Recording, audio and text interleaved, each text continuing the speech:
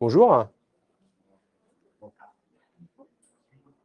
Écoutez, merci d'être à notre présentation. Donc, je m'appelle Hugues Martin, je suis à Shanghai depuis une vingtaine d'années et je m'occupe d'expatriés et de portefeuille d'expatriés depuis 20 ans.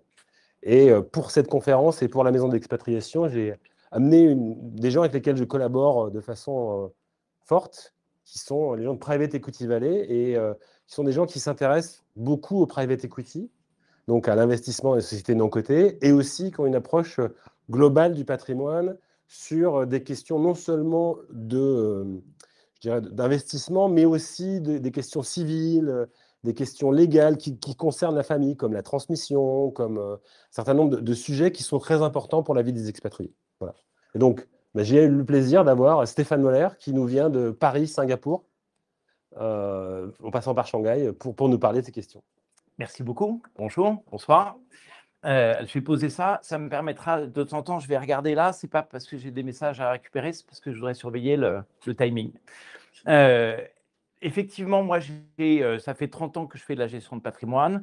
J'ai créé une société qui s'appelle Éthique et Patrimoine il y a 14 ans et dont Private Equity Valley est une filiale.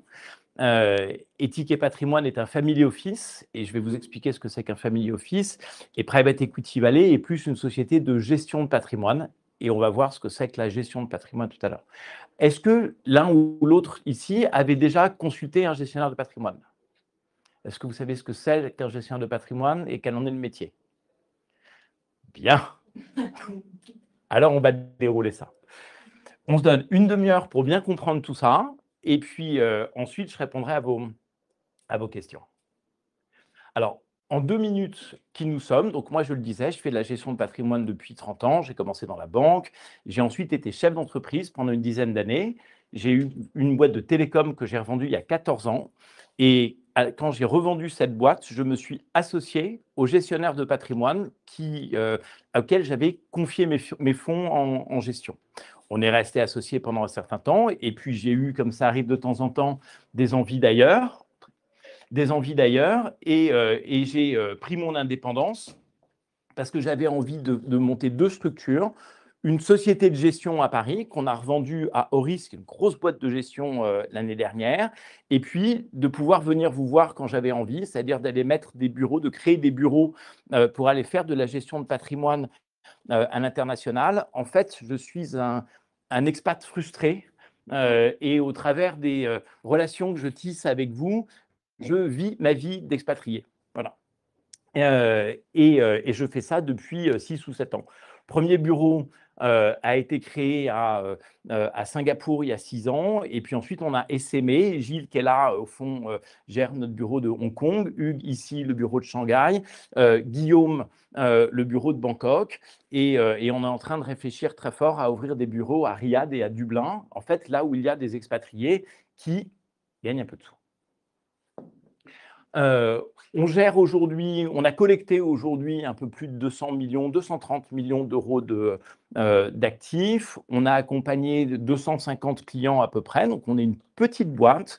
Et les encours moyens des clients avec lesquels on gère étaient jusqu'à assez récemment, et on va voir que ça change un peu, des encours assez significatifs. Et vous allez comprendre pourquoi est-ce que petit à petit, on s'associe avec des clients qui ont un peu moins de sous. On travaille avec 30 institutionnels différents. Dans notre univers, avoir une ouverture d'esprit est quelque chose de très important parce qu'on travaille pour vous. Et donc, il faut qu'on aille chercher les meilleurs produits pour nos clients. Et on est présent dans une dizaine de pays. J'adore ce truc. Super. Oh, je m'éclate. Alors, la gestion de patrimoine, en fait, ça répond à un cycle. Voilà, c'est le cycle de la vie du patrimoine. D'abord, on va en une seconde parler de l'organisation de son patrimoine, de notre organisation civile, de la façon dont il faut qu'on s'organise entre nous, dans notre famille. Ensuite, on verra que le choix de la plateforme, de l'endroit où on met ses sous, c'est absolument primordial. Et puis seulement après, on parlera des supports, c'est-à-dire dans quoi on s'investit. On parlera évidemment à un moment du private equity et de pourquoi et de la raison pour laquelle je trouve que c'est intéressant dans l'univers de la gestion de patrimoine. Et puis on verra qu'en fait, on rentre dans une boucle sans fin qui feront de vous des clients pour nous pour la vie. Alors, on commence par l'organisation civile de son patrimoine. En fait, ça ne sert à rien d'acheter des produits en gestion de patrimoine partout si on ne sait pas d'abord structurer correctement. Sinon, à la fin, on s'aperçoit qu'on a, l'expression n'est pas très jolie, mais mouliné dans la semoule, et qu'au total, on a payé de la fiscalité sur les gains qu'on a faits, payé de la fiscalité sur la transmission, payé des frais considérables au moment de son divorce. En fait, à chaque étape de la vie, on s'aperçoit que si on n'est pas structuré correctement, alors il va y avoir des déperditions majeures du cash que l'on a accumulé. Dommage. Donc, en fait, notre job, en premier lieu, c'est de voir avec vous quel est votre contrat de mariage. Est-ce qu'il est adapté à votre situation? Si vous êtes une femme associée à un mari qui a un contrat d'expat et que c'est lui qui gagne tous les sous, bah, si vous êtes dans un contrat de séparation, il faut que vous discutiez avec lui de savoir si c'est la bonne formule pour vous. Je suis en train de mettre la merde dans certains couples. Le cas échéant, est-ce que vous avez fait une donation entre époux?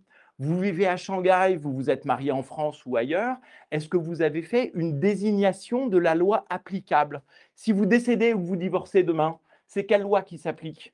C'est la Chine, c'est Singapour, c'est Paris, c'est Londres où vous vous êtes marié? Ça, c'est absolument indispensable. Donc, en fait, cette organisation civile, il faut la mettre en place, il faut bien la comprendre, il faut bien la cerner, absolument, avant de commencer votre démarche de constitution de votre patrimoine. Évidemment, derrière, il va falloir rédiger des testaments, il va falloir faire des donations entre époux, ça vient de façon secondaire. Et puis, très important, le mandat de protection future, c'est un document fait devant notaire qui précise qui doit gérer votre patrimoine au cas où vous-même seriez empêché. Alors, en fait, là, on est dans un domaine assurantiel. C'est de l'assurance gratuite, mais si vous arrive quelque chose, vous serez absolument ravi d'avoir fait ça avant. D'ailleurs, vous ne serez probablement pas là pour vous en apercevoir. La deuxième chose qui est importante, c'est où je mets mes sous. Parce que dépendamment de l'endroit où je vais investir mon argent, la fiscalité à laquelle je m'expose n'est pas la même, la capacité que je vais avoir à le récupérer n'est pas la même, et la liquidité ne sera pas forcément la même. La portabilité de mon investissement dans le pays où je vais aller vivre ne sera pas forcément la même. Et donc, savoir quelles sont les caractéristiques de la place financière dans laquelle je place mes sous est extrêmement importante. Vous avez, pour certains d'entre vous, probablement entendu parler, alors on ne peut pas revenir en arrière, entendu parler des contrats d'assurance vie. Ah, moi, je ne sais pas le faire. On essaye? Non, ça avance. Ça avance.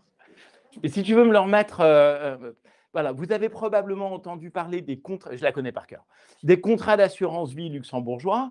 Les contrats d'assurance vie luxembourgeois, ça a plein de similitudes avec les contrats d'assurance vie français, mais plein d'avantages supplémentaires sur lesquels on reviendra quand on discutera de ces sujets-là tous ensemble. Et c'est un peu un couteau suisse de la gestion de patrimoine et de l'emplacement dans lequel on peut mettre ses sous. En fait, ce qu'on va pouvoir mettre sur un contrat d'assurance vie au Luxembourg, on va retrouver, les intérêts, les avantages qu'on va trouver à mettre ses sous au Luxembourg sont transposables dans tous les pays dans lesquels on va aller vivre. Donc, vous pouvez, à travers le Luxembourg, aller vivre à Shanghai, à Singapour, à Hong Kong, à Dublin, et vous allez conserver les avantages de ces contrats. Quels sont-ils les avantages de ces contrats? C'est la transparence fiscale avec votre pays de résidence. C'est un bien grand mot, mais ça veut dire que quand vous allez ressortir l'argent du contrat, c'est la fiscalité du pays dans lequel vous vivez qui s'applique, et pas la fiscalité française ou celle du Luxembourg. Donc, un conseil, sortez vos sous dans les pays où vous ne payez pas d'impôts. La deuxième chose, c'est que c'est des plateformes qui sont extrêmement peu coûteuses en matière de frais de gestion. Et ça, c'est quelque chose que vous m'entendrez dire extrêmement régulièrement, surveillez les frais. Les frais cumulés sur des années d'existence de vos contrats finissent par bouffer votre patrimoine de façon extrêmement substantielle. 3% de frais pendant 10 ans, c'est 30% de votre capital qui part. C'est considérable. 2% de frais pendant 10 ans, c'est 20% de votre capital qui part. Donc, ça veut dire que votre gestionnaire de patrimoine, il faut qu'il produise le rendement que vous attendez de lui, plus les frais que vous allez payer. Et donc, contraindre les frais au maximum est quelque chose qui est extrêmement important. Pour ça, le Luxembourg, que vous n'avez plus là, est une place extrêmement intéressante au regard de ça. Puis c'est une place qui est très sécurisée. Le Luxembourg, ça fait partie des 7-8 derniers pays de la planète qui sont AAA. Il en reste 6, je crois, depuis que les États-Unis ont perdu leur notation. Et toutes les banques dépositaires au Luxembourg sont par construction et par la loi AAA. Donc, normalement, on a une très bonne sécurité des dépôts et l'État vient garantir les dépôts sur la totalité des dépôts au Luxembourg. Et puis, c'est des contrats qui sont très souples, dans lesquels on peut gérer en euros, on peut gérer en dollars, on peut avoir un sous-compte en euros, un sous-compte en dollars. Enfin, vraiment, c'est des choses qui sont extrêmement adaptables et extrêmement souples et qu'on manie très, très bien. Ça, le contrat d'assurance vie, c'est intéressant jusqu'à un certain seuil dessous, jusqu'à un certain point. Au-delà, ça perd de l'intérêt. Grosso modo, on considère que le contrat d'assurance vie, il est intéressant. Et pareil, on en discutera plus tard, mais jusqu'à à peu près 500 000 euros par bénéficiaire. Au-delà, ça perd énormément d'intérêt. Ça perd un intérêt sur la fiscalisation de la rente qui va sortir. Et ça perd de l'intérêt majeur sur la transmission du patrimoine qui est dedans. Donc, contrat d'assurance vie, oui, mais pas trop gros. Après le contrat d'assurance vie, quand on rentre en France, il faut quelquefois structurer son patrimoine dans une holding financière. Un peu comme un chef d'entreprise qui a vendu sa boîte. Parce que c'est là qu'on va pouvoir encapsuler, enfermer la fiscalité que l'on génère avec ces produits de placement. En fait, l'objectif que vous avez, il est double. Il est d'abord de payer le moins d'impôts possible, parce que si, in fine, vous finissez en France, ce sera quand même une de vos problématiques majeures. Ça, c'est la mauvaise nouvelle. Et dans l'attente de cette fiscalité, ou pour le moins, il faut essayer de l'encapsuler, c'est-à-dire de la différer, d'en différer le paiement. Parce que pendant ce temps-là, ce qu'on n'a pas payé en impôts, ça continue à faire des petits. Et dans un monde idéal, si on peut différer la fiscalité à l'infini, c'est le meilleur des mondes possibles. Et on verra que ces systèmes de holding, ça permet de différer très loin le paiement de cette fiscalité et donc de continuer à capitaliser correctement. Et ça permet aussi de générer un revenu qui est peu ou pas ou très très peu fiscalisé. On n'a rien inventé dans cet univers, on utilise ça pour récolter l'argent des chefs d'entreprise qui ont vendu leur boîte depuis des dizaines d'années. On a juste adapté ces modalités aux expats qui rentrent en France. Et donc, à partir du moment où vous rentrez avec un peu plus d'1 million, 1,5 million de cash, c'est vraiment des solutions qu'il est intéressant de considérer. Je reviens un tout petit peu en arrière parce que quelquefois, les gens me disent, mais au total, c'est sympa tout ça, mais avec combien il faut que je rentre en France pour avoir une retraite? C'est quoi les métriques? Alors moi, je n'ai pas la réponse, autre que ça dépend de ce avec quoi vous voulez vivre. Mais nous, notre job, c'est un peu comme les chefs d'entreprise qui ont vendu leur boîte, qui sont nos clients de départ, avant qu'on commence à s'intéresser aux expatriés. C'est pour ça qu'on est parti à la base avec des gens qui avaient des encours un peu, des montants un peu significatifs de patrimoine. Notre job, c'est pas tellement d'aller faire les meilleures performances du monde sur les marchés ou de prendre des risques qui vont vous faire perdre 15% une année. Notre job, on considère que c'est de faire 5, 6, 7% par an de façon complètement flat. Voilà, ça c'est notre signature. Notre signature, c'est de vous servir une rente qui sera le plus proche possible de votre rente à la retraite. Si j'ai 2 millions d'euros de patrimoine et que je fais 5% de performance par an, ma retraite, c'est 100 000 euros. Si je veux 150 000 euros de retraite, c'est 3 millions d'euros de patrimoine. Sinon, si je veux ces revenus-là, je vais bouffer un peu de mon capital. Voilà. Donc, ça, c'est des métriques qu'il est intéressant d'avoir. Alors, évidemment, on va avoir des produits de placement qui vont rapporter un peu plus, on va avoir des produits de placement qui vont rapporter un peu moins. C'est variable dans le temps, mais grosso modo, c'est ce que vous êtes en droit d'attendre de votre capital et de votre patrimoine si vous ne voulez pas le bouffer.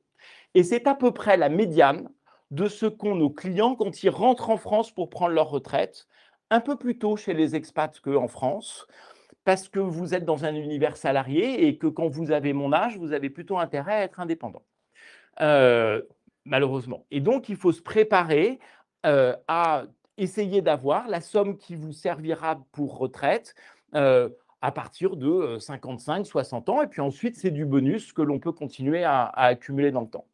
Cet système de holding, on le met en place quand on rentre en France. Il n'est pas utile et probablement prématuré de le mettre en place en amont.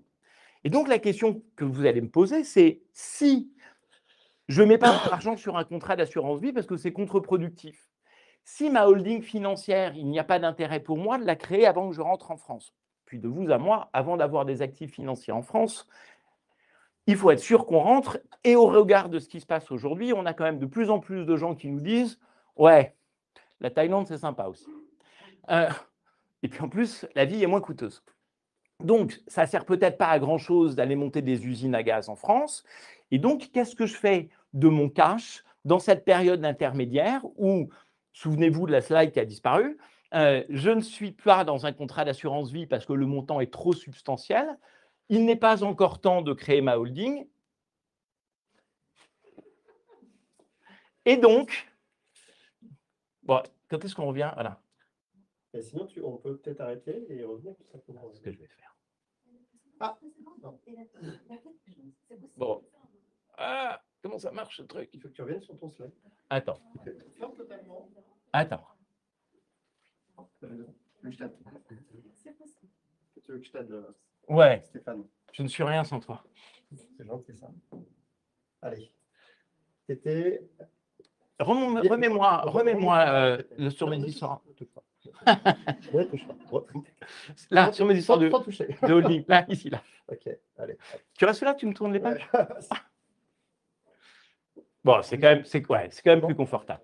Donc, si je suis là, plus là, et que je ne suis pas encore là, probablement, il y a des plateformes qu'on appelle nous offshore, parce qu'on les voit depuis la France, qui peuvent présenter pour vous un intérêt. Quelles sont-elles? Alors, de mon point de vue, déjà, il y a des choses, et j'espère que je ne vais froisser personne, mais il y a des choses qu'on ne fait pas. Quand on est français et qu'un jour on pense rentrer en France, on essaye d'éviter d'aller se mettre sur des produits fermés qui vont vous obliger à abonder à du capital pendant une période fixe, parce que si vous n'arrivez plus à abonder à ce capital pendant une période fixe, ou si vous avez besoin de retirer l'argent avant la période de détention minimum, vous allez vous retrouver avec des pénalités. Et comme les emmerdes arrivent en escadrille, c'est toujours au moment où on aurait besoin de ce cash qu'on se retrouve confronté à devoir payer ces pénalités de sortie. Restez toujours sur des produits liquides, sauf pour une toute petite partie de votre capital. On en parlera tout à l'heure si vous voulez faire du private equity, mais ça représente une fraction de votre capital, certainement pas la totalité. Donc, on évite ces produits-là. Ils sont très adaptés à l'univers anglo-saxon. C'est pour ça qu'on les voit beaucoup en Asie, pas tout à fait adaptés à nous qui sommes français. En revanche, sur ces plateformes offshore, on a des produits qui sont intelligents et intéressants pour nous. Nous, on travaille avec deux types de plateformes sur lesquelles on va gérer vos liquidités, exactement comme on ferait sur un compte titre classique. Ici, là, à Singapour, c'est pareil, mais à Shanghai, je voyage trop, je crois. Vous avez la possibilité d'ouvrir des comptes chez Interactive Brokers aux États-Unis. Et Interactive Brokers, c'est la plateforme la plus robuste du monde. C'est 450 milliards de dépôts aux États-Unis. Et c'est la moins chère du monde, c'est 0 frais. Les seuls frais que vous allez avoir, c'est nos frais de gestion à nous. C'est le fait qu'on va gérer vos sous sur Interactive Brokers, donc on va vous demander de l'argent. On s'onboard chez Interactive Brokers à partir de 0. Nous, on ne va pas vous gérer à partir de 0, mais à partir de 100 000, 200 000, 300 000 $. On peut commencer à y penser. Et puis, si vous avez plus de 2 millions de dollars ou 2 millions d'euros, on a des partenariats avec un certain nombre de banques privées sur lesquelles on ne va pas apposer leurs frais, mais les nôtres, et qui vont nous servir de dépôt.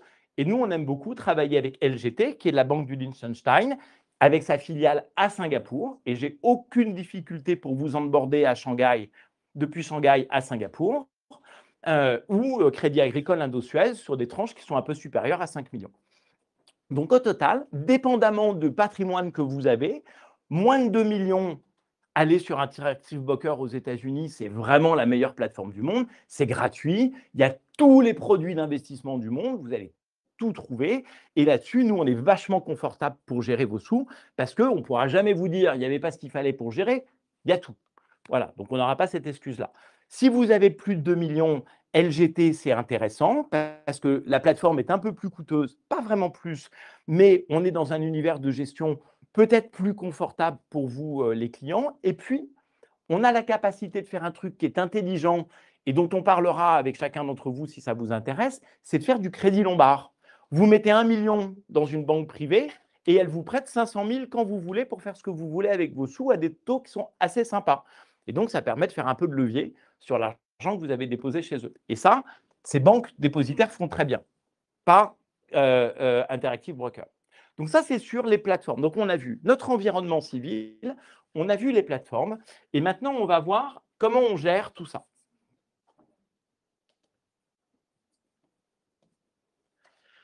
Notre univers de gestion, c'est une constellation de produits. En fait, le gestionnaire de patrimoine que nous sommes, ou le family office que je représente, que je dirige, a accès à tous les produits de la planète, quelles que soient les plateformes sur lesquelles vous êtes. Donc, en fait, et on a tous accès aux mêmes produits. Donc, la question, elle n'est pas de savoir, de céder au chant des sirènes, de gens qui viennent vous vendre des produits. Acheter des produits et les mettre les uns à côté des autres, c'est en fait un peu comme la théorie des ondes en physique. Vous savez, ces ondes qui se propagent, quand elles sont opposées et qu'elles se rencontrent, elles s'annulent. Et bien, pour maintenir cette image ou pour prendre cette image, les ondes, c'est votre risque. Et donc, quand vous achetez des produits et que vous les juxtaposez les uns à côté des autres, vous prenez du risque. Et puis, tout d'un coup, les ondes se rapprochent. Et qu'est-ce qui se passe? Vous avez pris du risque sur les marchés. Ça a monté, ça a baissé. Mais au total, ça n'a pas fait de performance. Et puis, comme toutes les ondes, de temps en temps, ça rentre en résonance. Mais sur les marchés financiers, quand vous avez fait vos investissements par hasard, ça ne rentre jamais en résonance quand ça monte. Ça rentre toujours en résonance quand ça baisse. Et nos métiers à nous, c'est d'essayer de faire en sorte qu'on ait un tableau de bord, une stratégie de gestion qui nous permette d'accompagner le mouvement, éventuellement d'essayer de faire en sorte que ça monte plus que ça ne baisse. Voilà, et on va parler de ça tout à l'heure. Et ça, c'est très important, et c'est probablement à ça que sert un conseil en gestion de patrimoine, vous aider à vous structurer, trouver la bonne plateforme et trouver les bons vecteurs d'investissement avec vous. On n'achète pas ça, puis ça, puis ça. On est sûr que ça ne donnera jamais rien. On réfléchit d'abord conceptuellement à son organisation et ensuite, on décline ses investissements. Et ça se décline dans toute cette galaxie de produits. Le cash est une vraie galaxie de produits. Ayez du cash, soyez long en cash. En ce moment, dans nos portefeuilles de gestion, on a 70% de cash. Les marchés sont très hauts, les taux ont déjà bien baissé. On attend des opportunités de marché.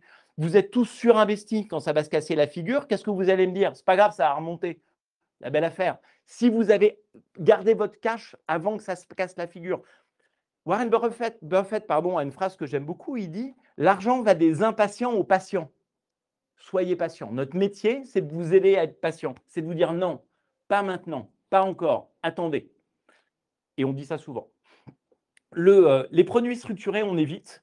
C'est des produits qu'on paye très cher upfront et très souvent, s'exposer sur le sous-jacent réel, c'est plus profitable, c'est moins coûteux et c'est beaucoup plus intelligent. Et puis ensuite, dans cette galaxie de produits, on va tout tester, on va avoir un peu de tout parce que chacun a ses particularités et est susceptible de nous intéresser. Je vais finir avec ça. Mon métier, une fois qu'on a structuré le civil, qu'on a défini les plateformes, c'est de vous aider à faire ça. Votre hantise, c'est de faire ça. Ça, c'est la courbe du S&P 500. C'est l'indice le plus rentable du monde. Ça fait 8% par an de façon immuable, pas immuable justement. Ça fait 8% par an lissé sur les 25 dernières années. Bon. Mais il y a des drawdowns, il y a des périodes de baisse qui sont extrêmement fortes. Ici, le S&P 500 a baissé de 30%. Ici, le S&P 500 a baissé de 30%. Ici, le S&P 500 a baissé de 50%. Il y a des moments où il y a des baisses qui sont stratosphériques. Donc, effectivement, quand on lit ça sur la période, sur de longues périodes, on se dit, c'est pas grave, ça va remonter. Ouais, sauf que là, entre 2000 et 2011, voire 2000 et 2012, il a fallu 12 ans pour retrouver le capital de départ sur le S&P 500. 12 ans, c'est très long pour récupérer son capital. 12 ans, c'est une vie. Et puis 12 ans pour récupérer son capital de départ, c'est-à-dire pas avoir pris 1 euro de profit et d'avoir subi l'érosion de l'inflation. Croyez-moi, vous ne voulez pas ça. Et puis, il y a toujours une emmerde qui arrive avec une deuxième emmerde qui arrive avec la première. La mauvaise nouvelle, c'est que c'est là que vous allez vous faire virer. C'est là que vous allez avoir besoin de votre cash. C'est toujours dans les périodes de crise qu'on a besoin de son cash. Donc, vous ne voulez pas ça. Et notre job, c'est de vous aider à structurer votre patrimoine pour que cette pente soit la plus lisse possible. Et on revient à notre problématique de gestion du cash. Je suis sûr qu'il n'y en a pas beaucoup d'entre vous dans cette salle, j'allais dire aucun, c'est très présomptueux, mais qui ne s'est même jamais posé la question de savoir, j'investis mon argent, mais je veux quoi en fait? Je veux capitaliser ou je veux du revenu sur la période? Je veux du revenu passif ou je veux en avoir plus demain? Ce n'est pas les mêmes produits, ce n'est pas les mêmes façons de se projeter dans l'avenir, ce n'est pas les mêmes supports d'investissement. Et ben, notre job, c'est de vous aider à faire le tri dans tout ça. Alors, on fait une petite parenthèse sur le private equity parce que si notre boîte s'appelle Private Equity Valley, peut-être que vous avez la curiosité de vous demander à quoi ça sert et pourquoi. Parce qu'en fait, c'est une classe d'actifs qui doit être très minoritaire dans votre portefeuille, mais qui est extrêmement intéressante pour vous aider à gérer ce risque de trajectoire. En fait, ce qui fait que vous vous faites des frayeurs sur les marchés, c'est les variations de valeur sur les marchés. Bah, la bonne nouvelle du private equity, c'est que ce n'est pas coté. Donc, ça va vous faire moins peur. La mauvaise nouvelle, c'est que ce n'est pas coté. Donc, c'est à la fin de votre investissement que vous saurez combien vous avez gagné. Donc, on est obligé de se référer aux performances passées pour essayer de voir ce que ça va donner à l'avenir. Bon, c'est l'inconvénient et c'est pour ça qu'on réserve au private equity une petite part de notre patrimoine. Notre boîte, notre métier, c'est d'essayer de juger de la répétabilité de la performance des fonds dans lesquels on vous fait investir. Voire, on le verra tout à l'heure, de créer nous-mêmes les véhicules d'investissement, histoire d'être sûr d'avoir la meilleure performance possible. Pourquoi vous n'avez pas entendu parler de cette classe d'actifs par le passé? Parce que avant c'était il n'y a pas si longtemps, pour investir en private equity, il fallait être capable de mettre 10 millions de dollars par fonds ou par investissement, et quelquefois plus, 10, 20, 30, 40. Les fonds ont levé 5-6 milliards, mais ils ne voulaient pas avoir beaucoup de LP, pas beaucoup d'investisseurs. Donc en fait, ils leur demandaient à chacun des sommes folles. Et puis, il y a une dizaine d'années, les premiers qui ont fait ça, c'est UBS. Ils se sont dit, bah, nous, on aimerait bien que tout client puisse avoir accès à ces fonds d'investissement. Donc, on va rassembler une dizaine de clients ou une vingtaine de clients. On va leur demander 1 million à chacun. Déjà, y sortir. Et quand on aura 20 millions, on va pouvoir rentrer tous ensemble dans un fonds. Ça s'appelle un feeder. Avec le temps, le marché s'est éclaté et maintenant, il y a des feeders qui permettent de rentrer dans ces fonds de très, très bonne qualité à partir de 100 000 euros, ce qui est beaucoup plus accessible. Et puis ensuite, il y a eu des fonds de fonds. C'est-à-dire qu'au lieu de lever 10 millions ou 20 millions, on a dit on va lever 200 millions et on va faire un fonds dans lequel on va investir dans 10 fonds. Et là, on a un panel très large de fonds de private equity qui va nous permettre, là aussi, de encore mieux lisser notre risque dans cet univers. Mais le private equity, il a un inconvénient, c'est qu'il n'est pas liquide et l'horizon d'investissement est très long. C'est 10 ans, quelquefois 12. C'est une vie, 12 ans d'investissement. Et puis en plus, ils ont une caractéristique bizarre, ces fonds, c'est que vous faites un commitment, donc vous vous engagez à verser par exemple 100 000 euros, c'est le minimum. Et puis au lieu de vous prendre vos 100 000 euros le premier jour, le fonds va vous appeler. Tous les ans, il va vous dire grosso modo, il faut m'envoyer 20% du montant. À peu près, parce qu'on ne sait jamais. Alors, s'il y a des fonds qui le font, mais en général, on ne sait pas bien combien il faut envoyer à l'avance, à quelle date, selon quelle périodicité. Donc, il faut toujours avoir un peu d'argent prêt. Et puis, au bout de la 3e ou 4e année, l'argent commence à remonter. Et finalement, vous avez l'espoir de retrouver votre capital investi au bout de 7 ans. Et on espère doubler son capital en 10 ans. C'est quand même très long. Doubler son capital en 10 ans, ce n'est pas du tout faire 20% de TRI.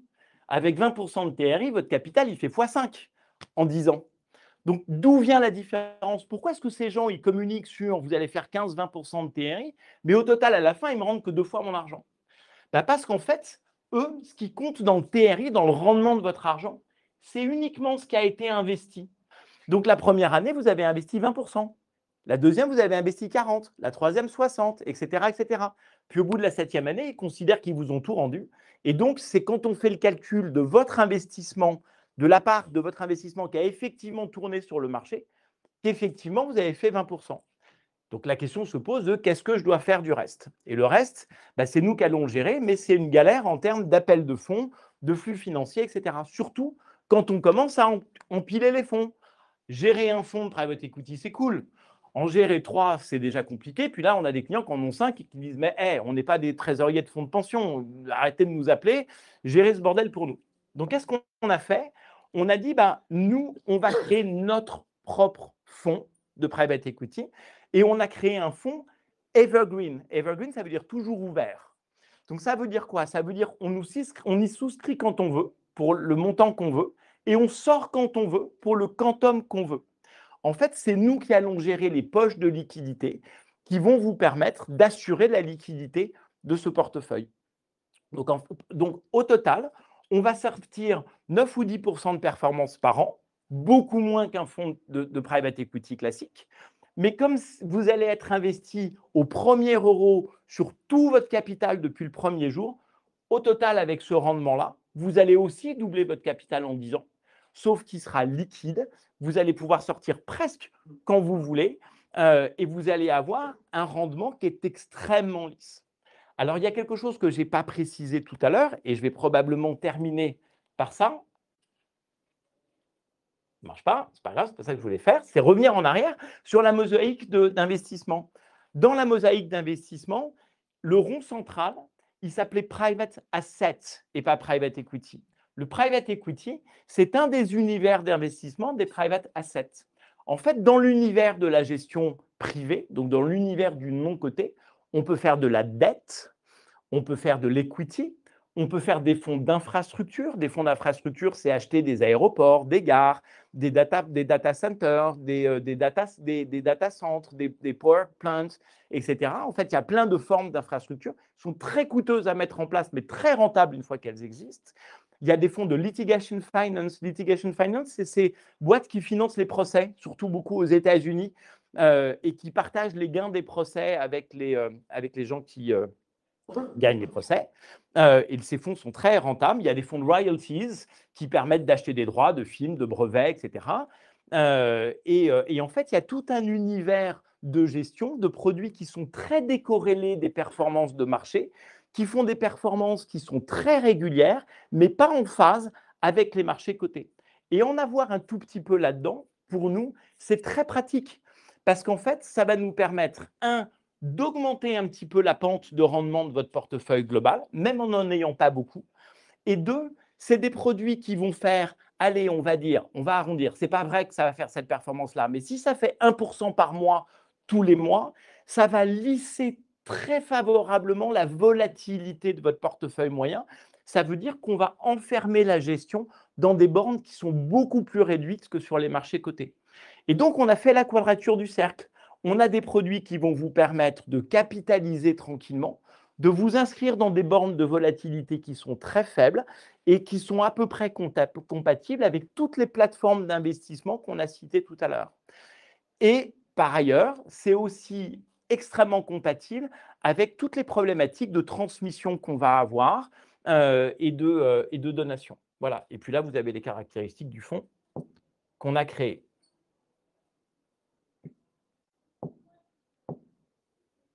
Voilà, donc ça, c'était le cycle de la vie du patrimoine sur lequel je reviens une dernière fois. On commence par se poser la question de qui on est. Ensuite, on se pose la question de quoi j'ai envie. Et seulement après, on se pose la question de dans quoi je vais investir. Finalement, c'est la résultante de votre réflexion et ce n'est pas du tout la première question que vous devez vous poser. On ne se laisse pas attendrir par le chant des sirènes. On va voir, et on est nombreux ici, des vrais gestionnaires de patrimoine et on se pose la question de savoir quel objectif, quelle envie on a pour l'avenir. Et puis surtout, on prend la maîtrise de ses flux financiers. Voilà, je ne sais pas si vous avez des questions. Merci beaucoup, Stéphane, c'était très clair. Ouais. J'ai vu tes paroles, donc j'espère que ça vous a intéressé. Il nous reste entre 5 et 10 minutes maximum. Si je n'ai jamais fait si court. Ben, bravo. Bravo à toi. Si vous avez des questions, on peut en prendre 2 ou 3. Allez-y, je vous en prie. Dites-nous, Stéphane et Hugues sont là pour vous. Non, on vous a assommé de questions. Non. Vous commencez par un café et 2 Doliprane. Oui, c'est dense. Oui, c'est dense. C'est compliqué de faire passer tout ça, tous ces messages en aussi peu de temps. Comment ça fonctionne? C'est quoi la démarche pour travailler avec un gestionnaire de patrimoine? D'abord, il faut venir nous voir et puis ou nous appeler. Il faut faire on va d'abord discuter, apprendre à se connaître. Donc, ça va durer 1 heure. Mais on va on va consulter en fait, hein, on va échanger et puis surtout on va beaucoup parler de votre organisation personnelle, de votre parcours de vie, savoir par quel pays vous êtes passé. En fait, les expats, vous avez tous un peu de sous partout.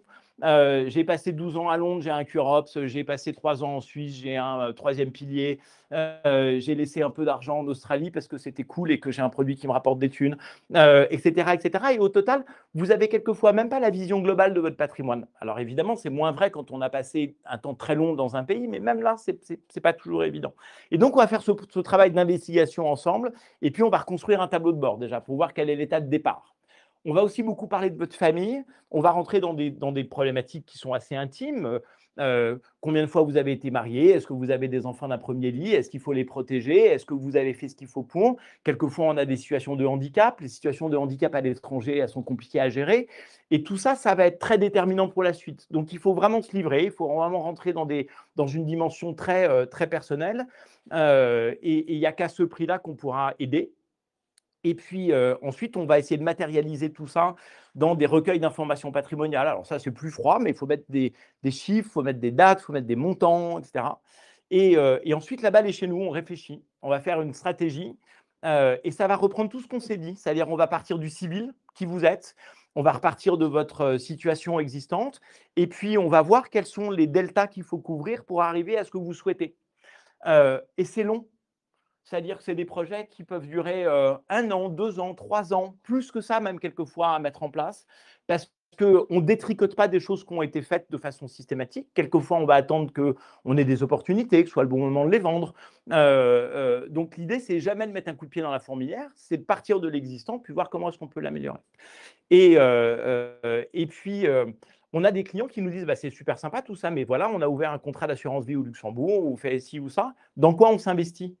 Et je leur ai dit, bah, je ne sais pas, c'est une discussion qu'on n'a pas encore eue. C'est quoi votre horizon d'investissement? Qu'est-ce que vous voulez prendre comme niveau de risque? De quoi vous avez besoin en termes de liquidité? Quelle est la part dont vous allez avoir besoin dans 1 an, dans 5 ans, dans 10 ans ou simplement pour la retraite? Avec quelle part de cash vous vous sentez à l'aise en termes de disponibilité immédiate? Il y a des gens qui nous disent oh, rien, je m'en fous. D'autres qui nous disent 2 ans de salaire. Et c'est à nous de nous adapter. Donc en fait, c'est un travail permanent d'itération. Et puis ensuite, on va construire un tableau de bord ensemble. Et tous les trimestres, on va le suivre ensemble et on va vérifier qu'on est à peu près dans les purs. Voilà, qu'on suit la trajectoire qu'on s'est fixée. Ça, c'est très important. Il y a des années où on sera bon, il y a des années où on sera moins bon en termes de gestion et de performance. C'est super quand on est bon, mais surtout quand on est moins bon, il faut savoir expliquer pourquoi. Et il faut partager, il ne faut pas se cacher. Et puis on fait des bêtises et on les corrige ensemble. Et c'est comme ça que naît cette situation de confiance qui va se développer dans le temps et qui fait que 10 ans, 15 ans, 20 ans plus tard, on a toujours les mêmes clients qui sont là, que quelquefois on gère leurs parents ou leurs enfants. Et j'espère que ce sera le cas pour vous bientôt. Voilà. Super. J'ai bouffé les 5 minutes qui me restaient. C'est très bien. Super. Bravo, Merci beaucoup.